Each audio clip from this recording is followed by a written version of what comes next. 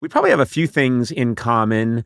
I grew up with my share of anxiety and hated going to school. It was only years later that I realized I just really didn't want to leave home. I didn't want to leave my house, but I still to this day can remember the carpool ride from my house on Kennard Road to the Michael Driscoll School, and every second thinking, okay, we're not there yet. Just filled with that kind of like your mouth tastes like aluminum. You have so much anxiety. Yes. And I've later thought, well, I hate to say it, but it probably contributed some things to me. I know. And I know that you've have this struggle too. Yeah. And I've had many therapists and many people tell me, well, you didn't need that. You'd have been, you didn't, and I don't trust them. No, it's like Dumbo's feather. I think I needed that. I don't know where you come down on all this. The exact same kind of confusion as you do, and the exact same conversations with therapists as you've had.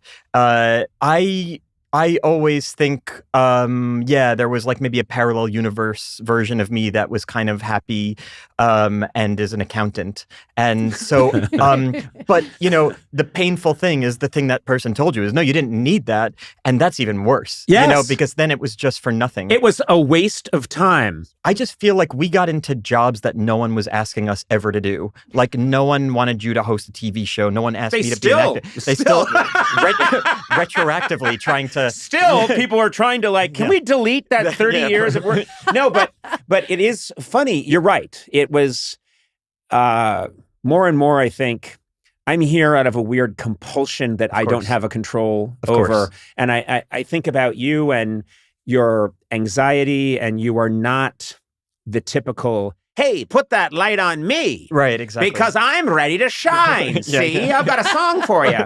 But something pushed this young, anxious kid. I mean, I know that you were so anxious as a child getting on the bus to go to school.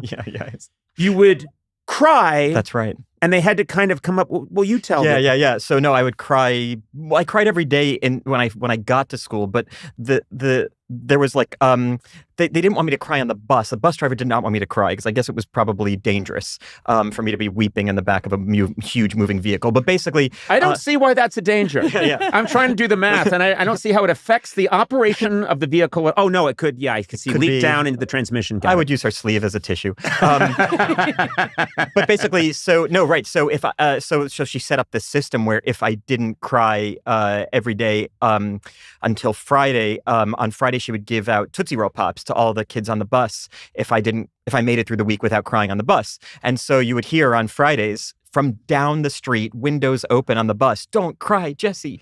Don't cry, Jesse." Oh no! Yeah. Oh my But wait God. a minute, this is so sick. It's not like the treat's just for you, it's everyone else, which is creating this group thing. Yes. That's evil. It's the equivalent of if you don't do all the push-ups, everybody in this room has to do 10 more.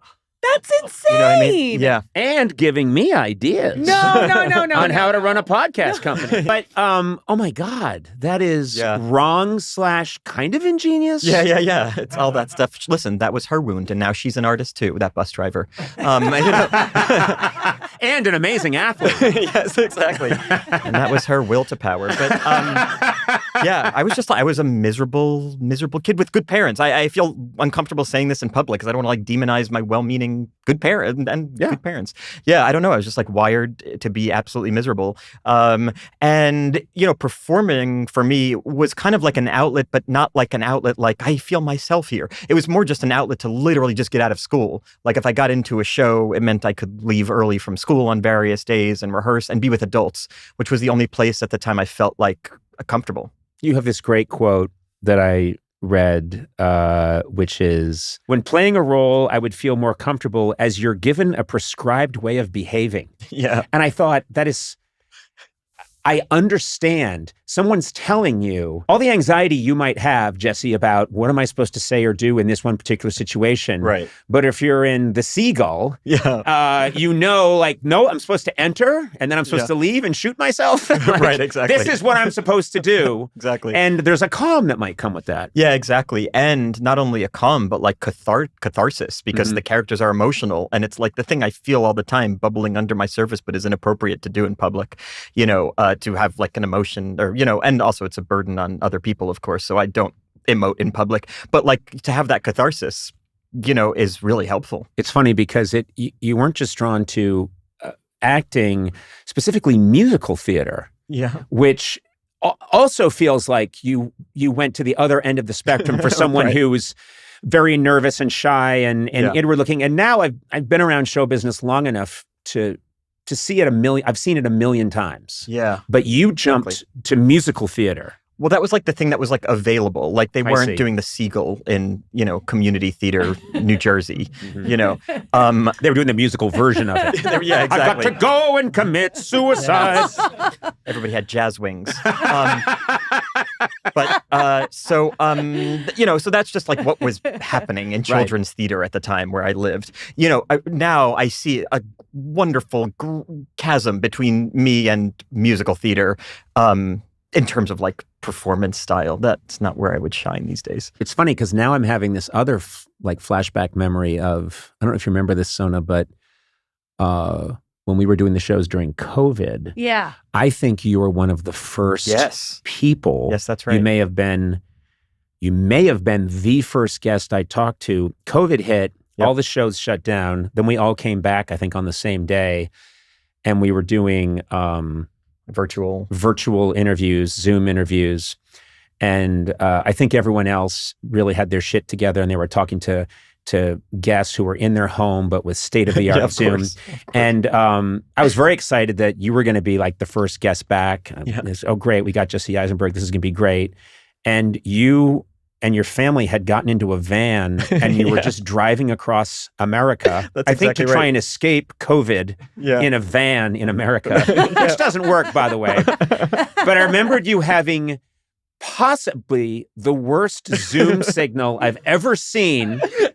And this was on television. You could probably look it up and see it. Yeah. But it looks like it's 1962 and I'm talking to a Russian cosmonaut who's in space. Exactly. Yuri Gagarin, how are you? And then it would go out and then you'd come back in again. Yeah. And occasionally I could see, you know, like your family in the background trying to swat away COVID. And there was a coyote. Exactly right. It was craziness. Yes. Wow. Yes, exactly. You know, I was like at a KOA, like a campsite, you know, where we stayed overnight. Right. And the KOA is known for a lot of things, but not the Wi-Fi. So it was pretty bad. Yeah. Sorry about all that. Oh, no. Hey, I'm remembering it. Yeah. What I've remembered is those are the things I remember in show business. There have been many, you know, flawless, perfectly executed Technicolor interviews that I'll never remember. Yeah. But I just remember you in a baseball cap and your family trying to outrun a virus in a van. Yeah. Long story short, it caught up with us. Caught up with a lot of us. Yeah. Ultimately. Yeah. The only one who didn't get it, Sona, who ate garlic, right? Yes, I ate garlic. Lots of garlic, lots of lemon. Yeah. But I did eventually get it. Right. So even garlic can't outrun COVID. Wow, not even the root. Garlic. Not even the root. I know. Wow. But you know, Gourley, who's not here, has never had it yet. Really? Yeah, he's never had it. Maybe he's out with COVID right now. He could be. And Eduardo never had it up until like a month ago. Oh, wow. Yeah, I know. Isn't that crazy? Are there people who are immune to it? Like, actually? Like, I have no idea. I thought it was a mutant. Of course you must have. And you were around people, right, who of course had it. Oh, and he got real cocky about it. He was always shouting, "COVID can never get me." Yeah. Remember? That's right. And if someone had COVID, he would grab them and open mouth kiss them. Right. Exactly. He got Me Too'd a couple of times for that. That's right. Sure, and then finally, you ordered a hamburger and you said, "Put a little extra COVID on it." And you finally caught it. Got it. So it ultimately was your fault. His own fault. Yeah. In my stories, it's always the other person's. Right, put a little extra COVID on it. Yeah. Hey, that's not enough. I said I wanted COVID. I want 2 scoops. Make it real COVID-y.